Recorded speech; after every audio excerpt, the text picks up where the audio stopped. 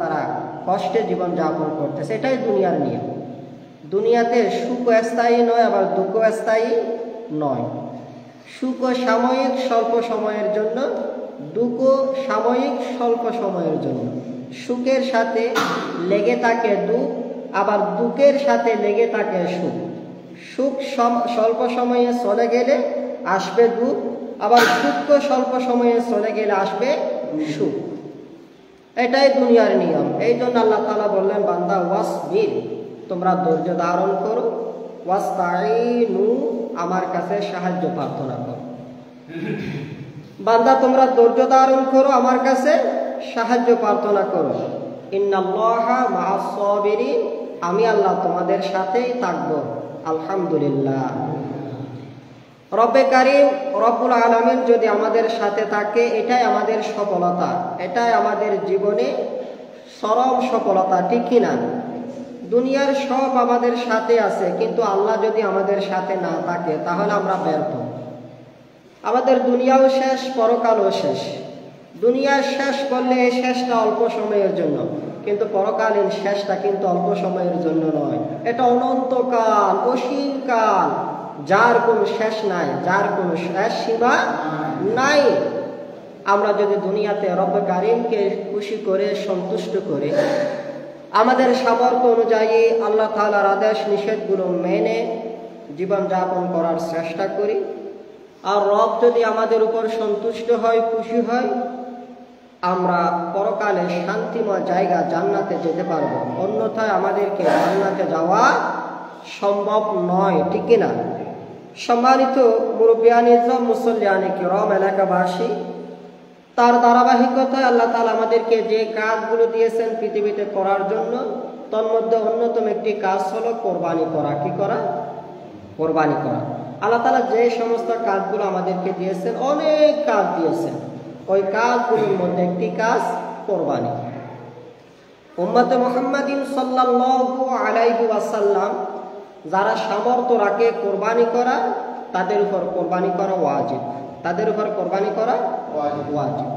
কেউ যদি এই কোরবানি আদায় না করে, আল্লাহ রাসূল নিষেধ করেছেন সে যেন নামাজ আদায় করার জন্য মসজিদে না আসে।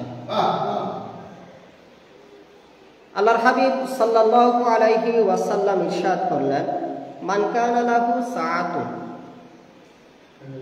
ওয়া লাম ইউদহা, যে ব্যক্তি সামর্থ্য রাখে, একটা ছাগল দিয়ে কোরবানি করারও সামর্থ্য রাখে,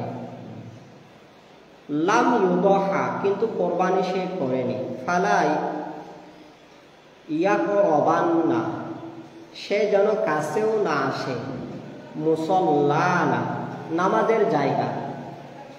যে ব্যক্তি সামর্থ্য রাখার পর কোরবানি না করে, ওই যেন নামাজ আদায় করার জন্য নামাজের কাছেও না আসে, নামাজের জায়গার কাছেও না আসে। এই জন্য যাদের সামর্থ্য রয়েছে, কর্জ নাই, ঋণ নাই, আপনারা এই ইবাদতটা করার চেষ্টা করবেন। এই ইবাদতটা প্রতিদিনের ইবাদত নয়, এই ইবাদতটা প্রতি সপ্তাহের ইবাদত নয়, এই ইবাদতটা প্রতি মাসের ইবাদত নয়। এই ইবাদতটা উম্মতে মুহাম্মাদিন সাল্লাল্লাহু আলাইহি ওয়াসাল্লামের উপর আল্লাহ তাআলা শুধু এক বছরে একবার ওয়াজিব করেছেন, তাও যাদের সামর্থ্য আছে, ঠিক কিনা? যারা সামর্থ্য রাখেন, যাদেরকে আল্লাহ তাআলা দয়া করে সামর্থ্য দিয়েছে, কার কি আছে কি নাই আল্লাহ তাআলা জানে কি জানে না? আল্লাহ তাআলা মনে করেন আপনাকে সামর্থ্য দিয়েছে, কিন্তু আপনি বলতেছেন আমার নাই। এই নাই বলাটা আপনার জন্য যথেষ্ট নয়, কারণ আছে না নাই এটা কে জানে? আল্লাহ জানে।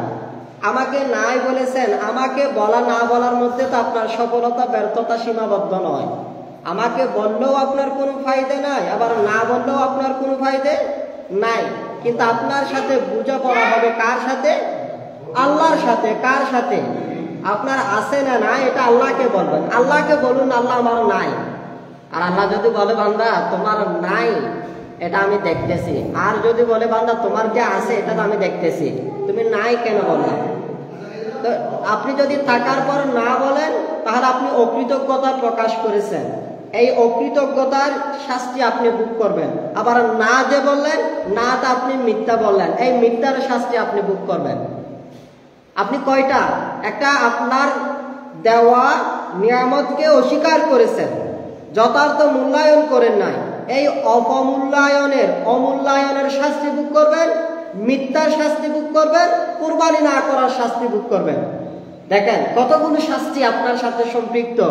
এই জন্য আপনারা যাদেরকে আল্লাহ তাআলা দয়া করে তৌফিক দিয়েছেন, তারা কোরবানি করার চেষ্টা করবেন। কোরবানি করলে ফায়দা কি?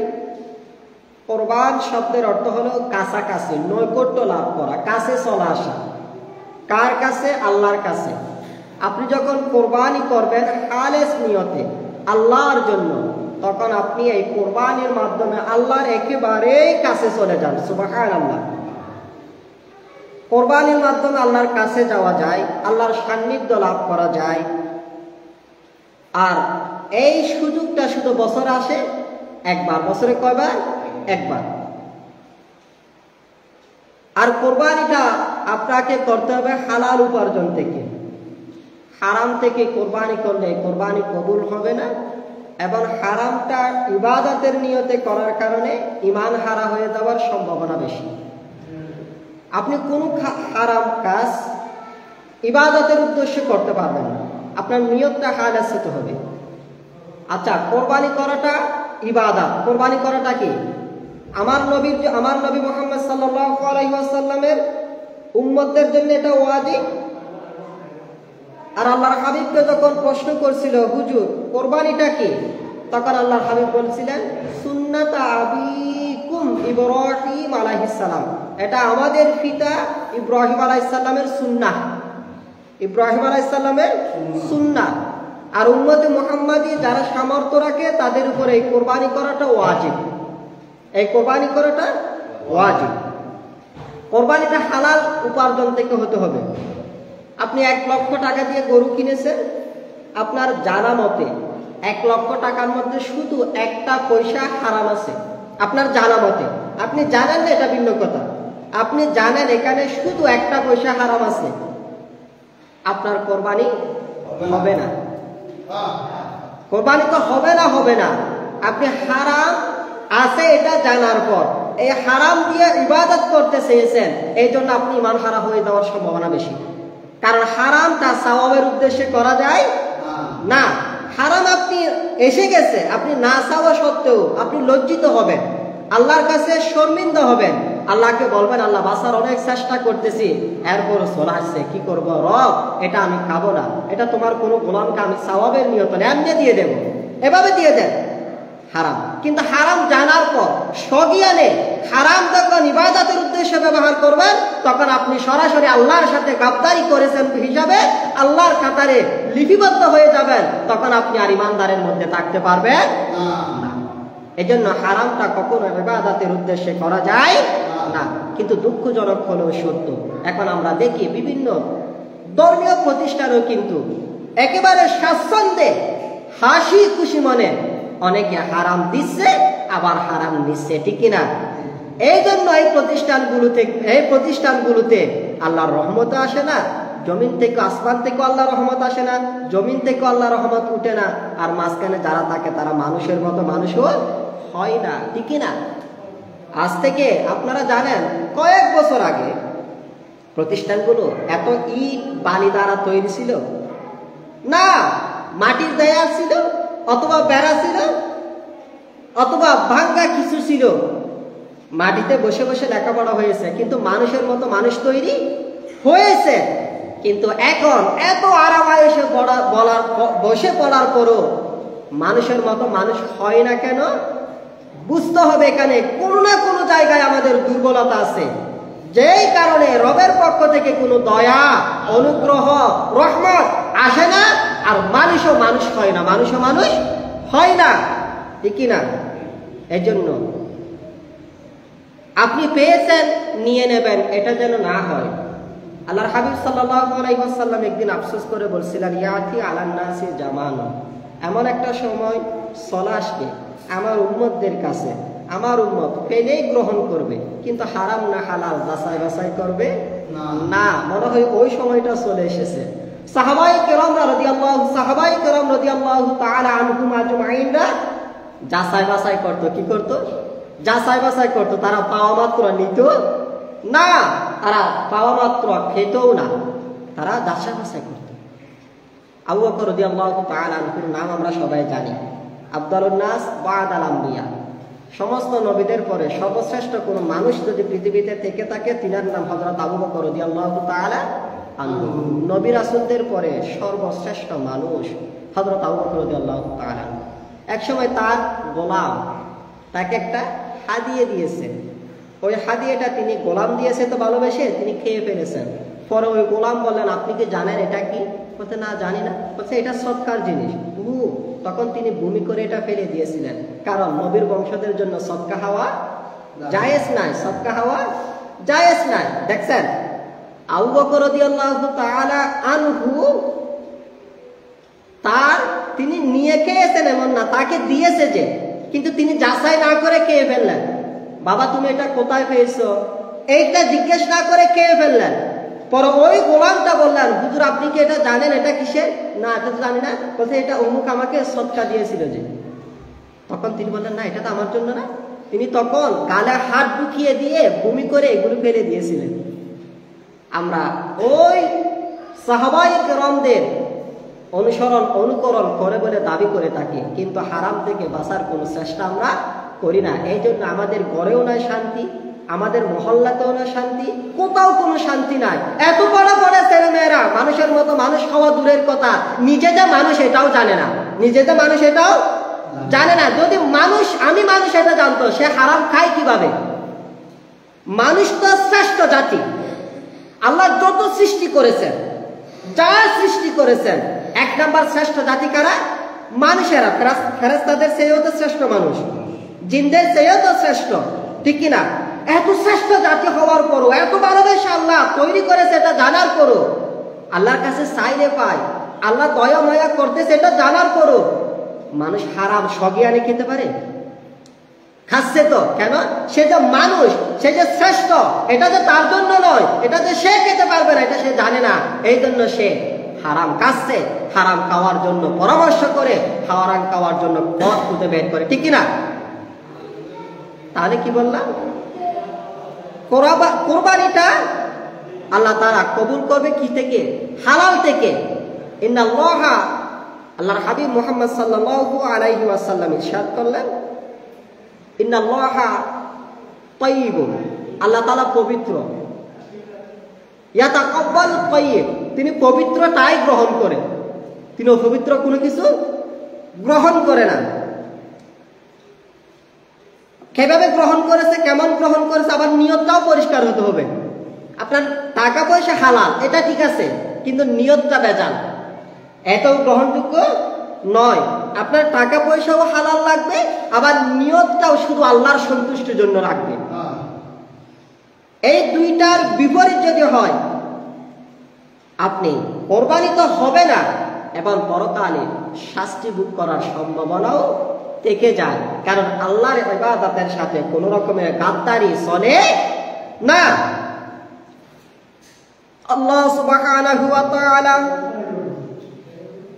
আদম আলাইহিস সালামের দুই পুত্র হাবিল ও কাবিলের কোরবানির কথা বলতে গিয়ে বললেন, ওয়াতলু আলাইহিম নাবা ইবনাই আদম বিল হাক্কি ইদ ক্বাররাবা কুরবানান ফাতুকবিলা মিন আহাদিহিমা ওয়া লাম ইউতাকাব্বালু মিনাল আখির। আল্লাহ তাআলা আদম আলাইহিস সালামের দুই পুত্রের কোরবানির মধ্যে শুধু এক পুত্রের কোরবানি কবুল করেছিলেন, আর একটা করে নাই। দুইজন আদম আলাইহিস সালামের দুই পুত্র কোরবানি দিয়েছে, একজন পুত্রের কোরবানি আল্লাহ কবুল করেছে, আর একজন পুত্রের কোরবানি আল্লাহ কবুল করে নাই। কারণ একজন পুত্র কোরবানি করেছেন আল্লাহর হুকুম মেনে, আর একজন পুত্র কোরবানি করেছেন তার বোন আকলিমাকে বিবাহ করার জন্য। একজনের কোরবানি বিবাহ উদ্দেশ্য বউ পাওয়া, আর একজনের কোরবানির উদ্দেশ্য আল্লাহকে পাওয়া। যার কোরবানির উদ্দেশ্য আল্লাহকে পাওয়া তার কোরবানি কবুল হয়েছে, যার কোরবানির উদ্দেশ্য বউ পাওয়া তার কোরবানি আল্লাহ কবুল করে নাই, ঠিক কিনা? এই জন্য আমি, আপনি, আমরা যা করব, যতটুকু করি, আমরা মানুষ, আমাদের ভুল হবে, ভুল হওয়াটাই স্বাভাবিক। ভুল তো মানুষই করবে, ভুলটা মানুষের, এটা জন্মগত স্বভাব, মানুষ ভুল করবে। কিন্তু ভুলের মধ্যে মানুষ লেগে থাকতে পারে না। ভুল হওয়াটাই স্বাভাবিক, ভুলের মধ্যে থেকে থাকাটা অস্বাভাবিক। ভুল হওয়াটাই স্বাভাবিক, ভুলে লেগে থাকাটা অস্বাভাবিক। ভুল হতে পারে, আপনি তাওবা করবেন, এই জন্য তো তাওবার পথ খোলা আছে। কিন্তু আপনি সগিয়ানে ভুলের উপর ইস্তেকামত থাকবেন, অনড় থাকবেন, ভুল করে যাবেন, এটা যেন না হয়। ভুল হলে জানার পর ক্ষমা চাওয়া আদমের গুণ, ভুল জানার পর ভুলের মধ্যে যুক্তি দিয়ে থেকে থাকাটা শয়তানের গুণ, ঠিক কিনা? আদম আলাইহিস সালামকে বলছিল, তুমি এটা কেন করেছো, ওই ফলের কাছে, গাছের কাছে কেন গিয়েছো? আদম আলাইহিস সালাম বললেন, রব্বানা যালামনা আনফুসানা, আমি আমার প্রতি জুলুম করেছি, ওয়া তুব আলাইনা, তাওবা করতেছি, আমাকে ক্ষমা করো। আর শয়তানকে যখন বলল, তুমি কেন সিজদা করো নাই? শয়তান বলল, খলাকতানি মিন নার খলাকতাহু মিন তিন, আমি তো আগুন দিয়ে তৈরি, সে তো মাটি দিয়ে তৈরি, আগুন তো উপরে যায়, মাটি তো নিচে যায়, আগুন কেন মাটিকে সিজদা করবে? যুক্তি দিয়েছে। এই জন্য শয়তানের কাজ হলো ভুলের মধ্যে লেগে থাকা, যুক্তি দেওয়া। আর আদমের কাজ হলো ভুল বুঝতে পেরে ক্ষমা চাওয়া, লজ্জিত হওয়া। আমরাও যারা নিজেকে ভালো দাবি করে, ভালো হওয়ার জন্য চাই, আমরা যখন বুঝতে পারবো আমার এই কাজটা ভুল হয়েছে, আমি যখন জানতে পারবো, আমি তাওবা করব, ভুল থেকে বেঁচে থাকার চেষ্টা করব, ভুলের উপর অবিচল থাকার জন্য যুক্তি তর্ক না দেব। আর যদি যুক্তি তর্ক দিই, আমি আমাকে মানুষ মনে করতে পারি, আমার স্ত্রী, আমার ছেলে, আমার মেয়ে, আমার সন্তান, আমার প্রতিবেশী, আমার বন্ধু বান্ধব, তারা আমাকে মানুষ মনে করতে পারে, ইসলাম আমাকে মানুষ মনে করবে না। ইসলাম বলবে আমি শয়তান, কারণ শয়তানের গুণ আমার কাছেই রয়েছে, ঠিক কিনা? এই জন্য আমরা যেন যে কোনো কাজ করব শুধু রবের সন্তুষ্টির জন্য করে থাকি। রবের সন্তুষ্টির জন্য যদি করি, কষ্ট হলেও দিন যাবে, সুখে থাকলেও দিন যাবে, দুঃখে থাকলেও দিন যাবে, কেলেও দিন যাবে, না কেলেও দিন যাবে, কিন্তু আমার যে মৃত্যু হবে এটা নিশ্চিত, আপনার যে মৃত্যু হবে এটা নিশ্চিত। দুনিয়াতে কয়দিন উপবাস থেকেছেন, কয় টাকা খেয়েছেন, এটার হিসাব নিকাশ তেমন বেশি নয়। দুনিয়াতে কতটুকু রবকে মেনেছেন, কতটুকু রবকে মানেন না, এটার হিসাব নিকাশ বেশি, ঠিক কিনা? আমি যদি খাই, খেলেও 24 ঘন্টা দিন শেষ হবে, যদি না খাই, না খেলেও 24 ঘন্টা দিন শেষ হবে, ঠিক কিনা? আমার 50,000 টাকা আছে, কিন্তু আমার জন্য রাতটা একটু লম্বা হবে, একটু বেশি করে ঘুমাই, একটু আরামে আছে, একটু বেশি ঘুমাই, এরকম কি আমার জন্য হবে? না, হবে না। যে মাটিতে ঘুমাচ্ছে তার জন্য রাত যতটুকু, আর যে আরাম আয়েশে ঘুমাচ্ছে তার জন্য রাত ততটুকু। আমি বেশি আরাম আছে, এর জন্য আমার জন্য একটু লম্বা হোক, এটার সুযোগ নাই, ঠিক না? এই জন্য আমরা যেন সর্বাবস্থায় সব সময় রবের সন্তুষ্টির জন্য করে থাকি। তারা আদম আলাইহিস সালামের 2 পুত্রের কোরবানি করেছিল সর্বপ্রথম, কিন্তু 2 পুত্রের মধ্যে শুধু কোরবানি কবুল হয়েছে একজন পুত্রের। যে পুত্র আল্লাহর হুকুম মেনে আল্লাহর সন্তুষ্টির জন্য করেছে তার কোরবানি কবুল হয়েছে। আর যে ব্যক্তি কোরবানি করেছে তার বোনকে বিবাহ করার উদ্দেশ্যে, বউ পাওয়ার উদ্দেশ্যে, তার কোরবানি কবুল হয় নাই। আজও আমরা যারা আল্লাহর সন্তুষ্টির জন্য করব তার কোরবানি কবুল হবে। আর যারা আমরা মনে করব অমুক এত টাকা দিয়ে কোরবানি করে, আমি যদি না পারি তাহলে কি বলবে, আমার এত টাকা আছে, না, এই জন্য যেন না হয়, যা করব আমরা যেন শুধু রবের সন্তুষ্টির জন্য করে থাকি। আল্লাহ আমাদের তৌফিক দিন, আল্লাহ আমাদের তৌফিক দিন। আর কোরবানি করার সামর্থ্য থাকার পর যদি কোরবানি না করি, যেন নামাজ পড়তে না আসি। নামাজ পড়তে নিষেধ করেছেন। কোরবানি থাকার পর, কোরবানির সামর্থ্য থাকার পর কোরবানি যারা করে না তাদেরকে ইসলাম বলেছে নামাজ পড়ো না। কোরবানির নামাজ কিসের নামাজ? কোরবানির নামাজ ইসলামের কথা, আমার কথা। মান কানা লাহু সাআতুন, যারা সামর্থ্য রাখে, ওয়ালাম ইউদহা, কোরবানি করে না, ফালা ইয়াকরাবান্না মুসাল্লানা, সে যেন নামাজ আদায় করার জন্য মসজিদের কাছেও না আসে, মসজিদের কাছেও না আসে। আর আপনি, আমি, আমরা যে কোরবানি করি, এই কোরবানির গোশতগুলো আমরা খাই। ঠিক কি না?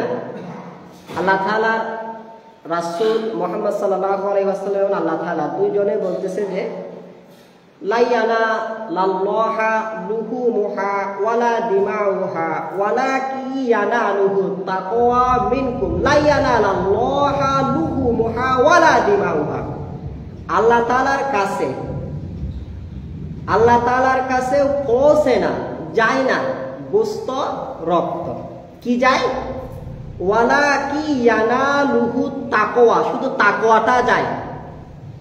আল্লাহ চায় যে আপনি আসলে কতটুকু আল্লাহর জন্য করতেছেন এটা চাইছে। আপনার কোরবানির গরুর গোশত আপনি খাবেন, আল্লাহ খাবে না।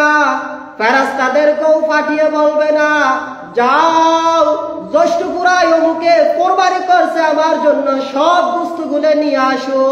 ফিলিস্তিনের জমিনে মানুষেরা গোশত পাচ্ছে না, অনেক দিন হয়েছে, সব গোশতগুলো তাদেরকে দিয়ে দাও। এইরকম বলে এখানে ফেরেশতা পাঠাইয়ে আপনার গোশতগুলো আল্লাহ ফিলিস্তিনের গরিব মানুষদেরকে দান করবে না। আপনার গোশত আপনি খাবেন তো আল্লাহ কি নেবেন? শুধু আপনার হৃদয়টা নেবেন। আপনার হৃদয়টা যদি আল্লাহর জন্য করতে পারেন তাহলে আপনার সফলতা, আর যদি করতে না পারেন এটাই আপনার জন্য চূড়ান্ত ব্যর্থতা, ঠিক কি না?